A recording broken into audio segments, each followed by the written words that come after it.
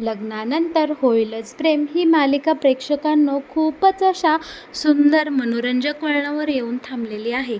आणि हो, मालिकेत येणारा नवीन ट्विस्ट इतका जबरदस्त आहे ना, की सगळ्या प्रेक्षकांना खूपच आनंद होणार आहे. बरं का, आता इकडे आपल्याला पाहायला मिळणार आहे फायनली आता काव्याच नंदिनीचं सगळं रहस्य शोधून काढणार आहे. आणि ते कसं, हा व्हिडिओ संपूर्ण शेवटपर्यंत बघा म्हणजे तुम्हाला कळेलच. बरं का प्रेक्षकांनो, नंदिनीच्या मिसकॅरेजबद्दल आता इकडे शारदाला फायनली सगळं समजलेलं असतं.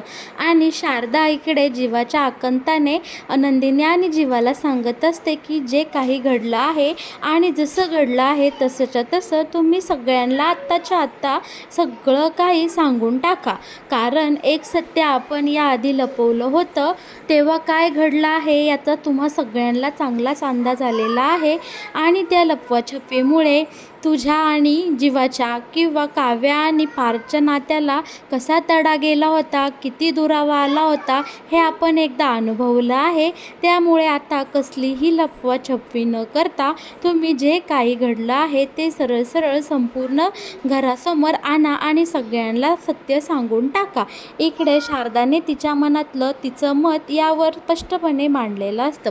पण नंदिनी मात्र आता इकडे नाहीच बोलत असते. ती बोलत असते की आई प्लीज काव्याला काहीही यातलं कळून देऊ नको. आपल्या काव्याची खूपच मनस्थिती आणि परिस्थिती ढासळेल, तिच्या तब्येतीवर या सगळ्याचा परिणाम होईल.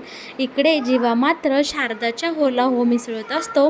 जीवाचं देखील हेच म्हणणे असतं की खरंच आता आपण कोणतीही लपवाछपवी करायला नको. जे काही घडलं आहे तसंच्या तसं आपण सगळं काही घरच्यांना सांगून टाकू. पण इकडे नंदिनी मात्र नाही एवढंच बोलत असते. मी आता माझ्यामुळे माझ्या काव्याला झालेला त्रास अजिबात सहन करणार नाही. आई आणि जीवा तुम्ही दोघांनीही माझ्या काव्याला माझ्या मिसकॅरेजबद्दल काहीही सांगायचं नाही, असं नंदिनी स्पष्टपणे दोघांना ठणकावून सांगते. पण इकडे शारदा मात्र खूपच जिद्दीला पेटलेली असते. कारण तिला एकदा सगळ्या या प्रकरणाचा चटका बसलेला असतो. शारदा बोलते की नंदिनी, आज मला एक सत्य कळलं आहे. यामागेही मला एक सत्य कळलं होतं. फरक फक्त एवढाच आहे की तेव्हा माझ्यासमोर माझी काव्य उभी होती आणि मी तिला असा सल्ला दिला होता की घरच्यांपासून सगळं काही लपवून ठेव. आणि आता काव्याच्या जागी तू इथे उभी आहे.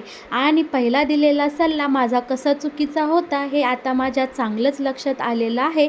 त्यामुळे आता नंदिनी तू जे काही आहे ते घरच्यांना सगळं काही सांगून टाक. आणि दुसरीकडे मात्र खूप मोठ्या IAS अधिकारी पार्थ आणि काव्याच्या घरी आलेले असतात काव्याच्या चोरवटीसाठी. म्हणून काव्या तर खूपच खुश असते आणि काव्याचा आनंद एकदम गगनातच मावेनासा झालेला असतो. पण इकडे आपली जीवा आणि नंदिनी खूपच टेन्शनमध्ये असतात. त्यांना नक्की काय निर्णय घ्यावा हा कळत नाही. पण फायनली इकडे आता जीवा आणि नंदिनीची आई ठरवते की जे काही आहे ते घरच्यांना सगळं काही सांगून टाकायचं.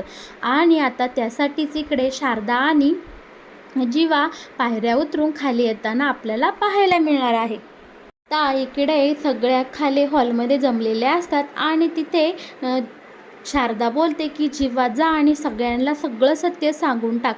आणि जीवा खाली उतरणार तोच नंदिनी जीवाचा हात धरते आणि जीवा तिथेच थांबतो. तेव्हा शारदा बोलते, थांबलास इथे? मला वाटलंच होतं तुम्ही खाली जाणार नाही सत्य सांगायला. पण आता हे थांबलेली पावलं पुढे सरकवा आणि जे काही सत्य आहे ते सगळ्यांना एकदाच सांगून टाका.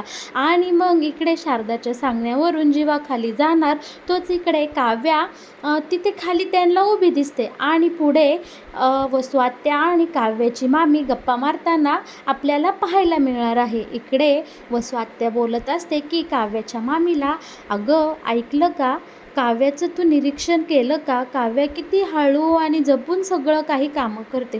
पण नंदिनी मात्र या उलटच वागत असते. काय धडाधडा पायऱ्यांनी वर जाते, धडाधडा खाली येते, पाहिजे ती कामं करते, स्वयंपाक करते, कशी वागते. मला तर काही खरंच वाटत नाही. या नंदिनीच्या पोटात खरंच बाळ असेल का गो. इकडे वसुआत्या डायरेक्ट काव्याच्या मामीला असे शब्द बोलते. खरं सांगू का, इकडे आता वसुआत्या बोलत असते, खरं सांगू का, मला असं वाटतं आहे की या नंदिनीचं मिसकॅरेजच झालेलं आहे. तू मला सांगितलं होतं ना की शारदाचं याआधी 2-3 मिसकॅरेज झालेले आहेत आणि असं वाटतंय की नंदिनीच्या वाट्याला सुद्धा तेच दुःख आलेलं दिसते. इकडे नंदिनी जशा प्रकारे इकडे वागत बोलत आहे, तिची बॉडी लँग्वेज पाहता मला असं वाटत आहे की नंदिनीच्या पोटात नक्कीच बाळ नाही आहे आणि इकडे नंदिनीचं मिसकॅरेज झालेलं आहे. आणि मग काय प्रेक्षकांनो, हे सगळं वसू आत्याचं आणि मामीचं बोलणं इकडे काव्य ऐकते आणि काव्य खूपच भडकते आणि वरनं सगळं पायऱ्यांवरून नंदिनी, जीवा, शारदा हे सगळं काही शांतपणे ऐकत असतात. काव्य इकडं बोलत असते, वसू आत्या, तुम्हाला लाज नाही वाटत का हो असं काहीसुद्धा बोलायला? अहो, तुम्ही माझ्या नंदिनी ताईविषयी काय बोलताय? तुम्ही सुद्धा एक बाईच आहात ना, आणि दुसऱ्या बाईविषयी असं बोलायला तुम्हाला लाज नाही वाटत का? तुम्ही सुद्धा एक बाई आहात ना, निदान बाई म्हणून तरी माझ्या नंदिनी ताईकडं एका चांगल्या नजरेने पहा. अहो वसू आत्या, आम्ही या तुमच्या घरच्या सुना आहोत ना. ठीक आहे, नसू द्या आम्ही तुमची लेक, पण तुमच्या रम्याच्या वयाच्या तर आम्ही आहोत ना. तुमच्या रम्याविषयी तुम्ही असाच विचार करसान का हो? इकडे आता काव्याला खूप वाईट वाटलेलं असतं आणि वसू आत्याच्या बोलण्याने काव्य खूपच दुखावलेली असते. इकडे वसू आत्या मात्र खूप घाबरते आणि वसू आत्याला आता काव्यासमोर काय बोलावं हे काही सुचतच नसतं. इकडे काव्या मात्र आता बोलायला सुरुवात करते आणि फाड फाड फाड फाड वसू आत्यासमोर बोलतच राहते आणि काव्याला खूप खूप खूप रडू येतं. इकडे वसू आत्या बोलते, अगं काव्या, पण मी यात काही खोटं बोलत नाही. तू नंदिनीचं कधी निरीक्षण केलं आहेस का? खरंच अगं, नंदिनी कसं वागते, कसं बोलते, कसं राहते, तू एकदा बघ. बारीक सारीक तुझं लक्ष नाही आहे नंदिनीकडे, म्हणून तुला असं वाटते. आता इकडे काव्या बोलते, बास वसू आत्या, यापुढे मी तुमचा एकही शब्द ऐकून घेणार नाही आणि पुन्हा जर माझ्या नंदिनी ताईविषयी असं वाईट साईड बोलला तर तुमची गाठ माझ्याशी बांधलेली आहे. आणि इकडे आता काव्य खूपच जीवाला त्रास करून घेते, स्वतःला असं त्रास होईल असं मोठ्या मोठ्याने बोलत असते.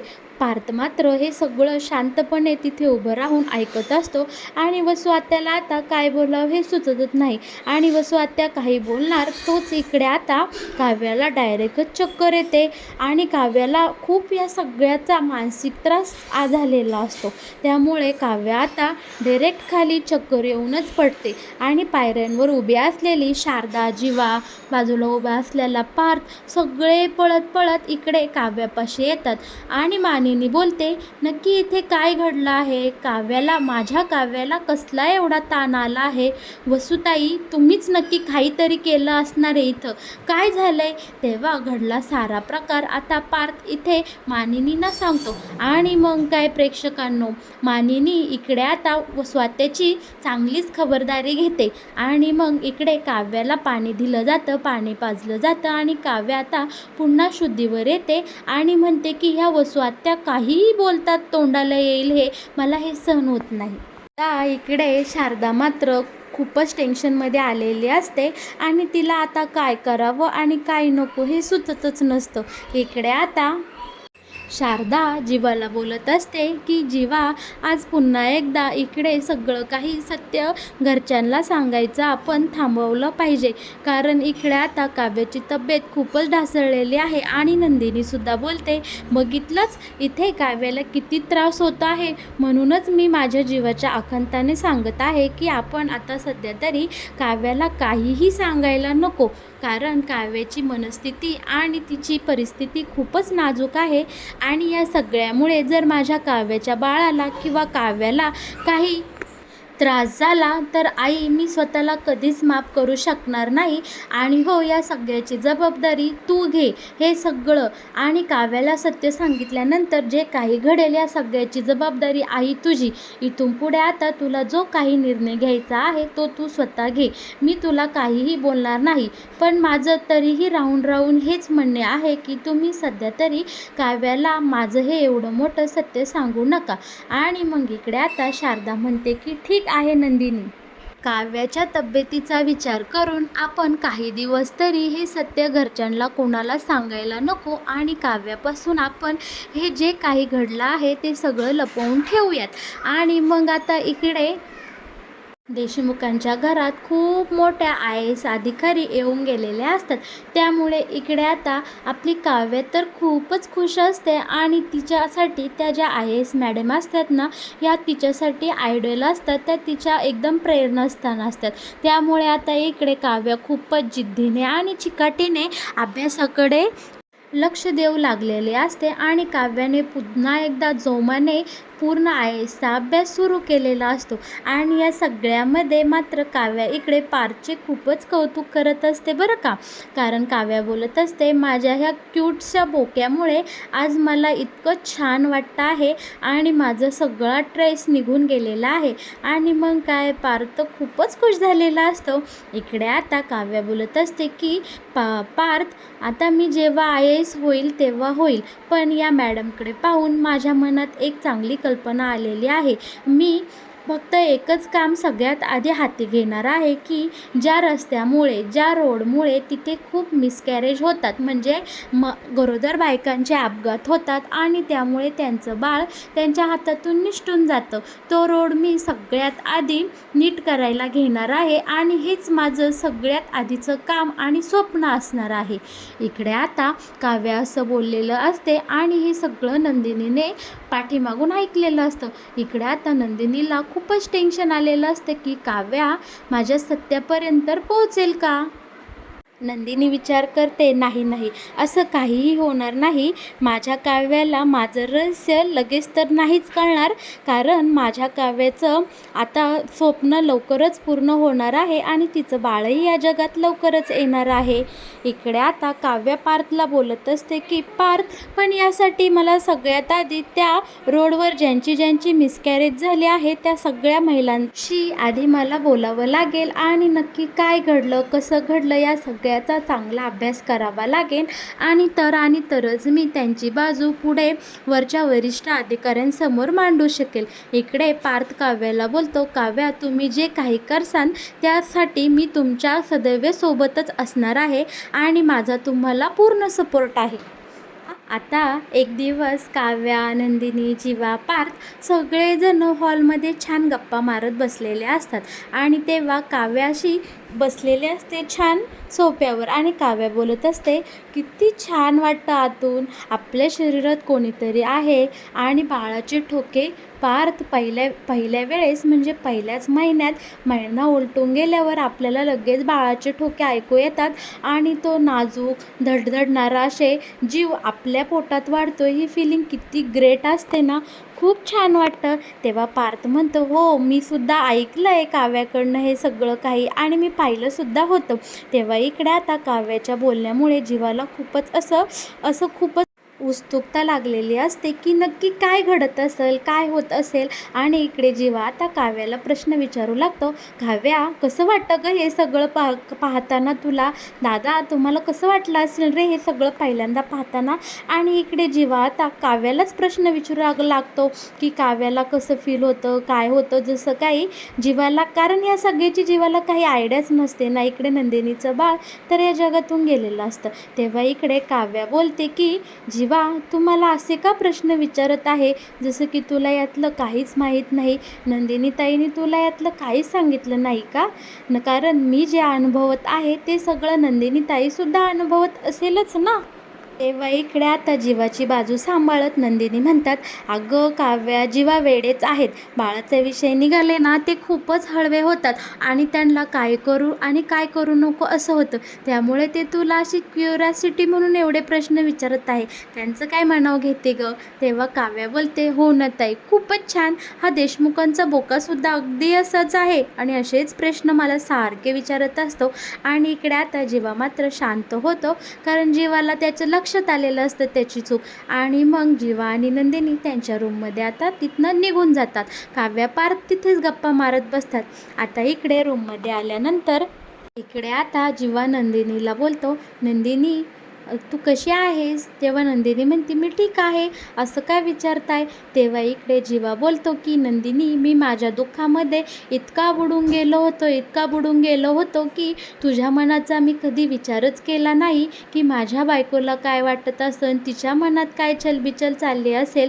आणि मी माझंच दुःख माझ्या हृदयाशी इतकं कवटाळून ठेवलं की शेवटी मला माझ्या बायको किती दुःखात आहे हे कधी दिसलंच नाही गं. इकडे आता नंदिनीला जरा छान वाटत असतं की जीवा नॉर्मल गप्पा मारतात. आणि इकडे जीवा नंदिनीला बोलू लागतो, पण नंदिनी, आता मला माझी चूक कळली आहे बरं का, आणि ती चूक मी नक्कीच सुधारणार. तेव्हा नंदिनी म्हणते, म्हणजे आता तुम्ही काय करणार आहात? आणि मग काय प्रेक्षकांनो, इकडे जीवा आता डायरेक्ट उभा राहतो, नंदिनीला त्याच्या कवेत उचलून घेतो आणि गोल गोल गोल गोल गोल गोल गरा गरा नंदिनीला कुशीत घेऊन फिरवतो. आणि इकडे आता नंदिनीला तो खूपच आनंद झालेला असतो. नंदिनी बोलती, अहो जीवा, सोडा मला, असं काय करताय, सोडा मला. पण इकडे जीवा म्हणतो, अजिबात नाही सोडणार. मी माझ्या बायकोच्या चेहऱ्यावरचं हे हसू कित्येक दिवस झाले पाहिलं नाही आणि ते आज मला पाहायला मिळत आहे. आणि आता ते मी अजिबात मिस करणार नाही, अजिबात मी तुला खाली सोडणार नाही. आणि इकडे आता जीवा नंदिनीचे काही प्रेमाचे गोड आनंदाचे क्षण आपल्याला पाहायला मिळणार आहे. मग प्रेक्षकांनो, झाला की नाही आनंद तुम्हा सगळ्यांना हा नवीन ट्विस्ट पाहून? हो, होणारच होता, मला चांगलंच माहीत होतं बरं का प्रेक्षकांनो.